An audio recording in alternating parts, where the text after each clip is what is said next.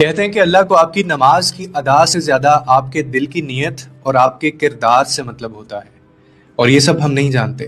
تباہی ہے اس نمازی کے لیے جو سجدے میں تو جھکتا ہے مگر اس کا رویہ انسانوں کے ساتھ ظالمانہ ہوتا ہے، جو نماز صرف لوگوں کو دکھانے کے لیے پڑھتا ہے لیکن روزمرہ کے معاملات میں جھوٹ بولتا ہے، دھوکہ دیتا ہے، انصاف نہیں کرتا، زبان سے زہر اگلتا ہے۔ تو یاد رکھو کہ نماز اگر تمہیں جھوٹ سے نہیں روک رہی اور اگر تمہاری عبادت تمہیں حرام سے نہیں روک رہی تو وہ نماز، وہ روزہ، وہ تسبیح کسی کام کا نہیں ہے۔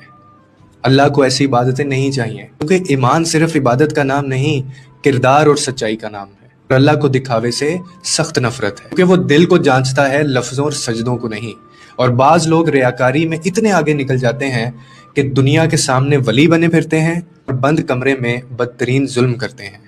عبادت کا مقصد صرف رکوع و سجود نہیں ہوتا، دل کا جھکنا، نفس کا ٹوٹنا اور انسانوں سے حسن سلوک سے پیش آنا عبادت کا اصل مقصد یہ ہے۔